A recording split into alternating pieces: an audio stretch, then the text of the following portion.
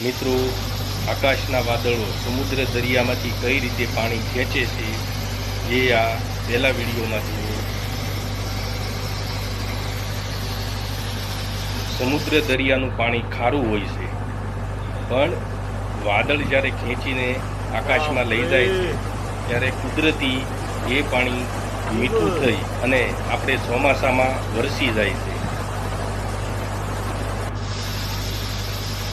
પહેલો વિડીયો જુઓ, એમાં સમુદ્ર દરિયામાંથી પાણી ખેંચી જાય છે, અને બીજો વિડીયો જ્યારે વાદળ ફાટીને વરસે છે ત્યારે કઈ રીતે ધોધ વસૂટે છે પાણીનો, એ રીતે વરસી પણ જાય છે.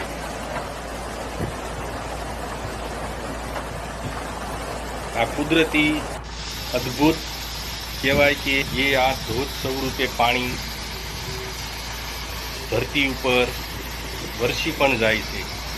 આપ બંને વિડીયો જુઓ, એકમાં પાણી ખેંચે છે અને બીજા વિડીયોમાં વાદળો વરસી પણ જાય છે.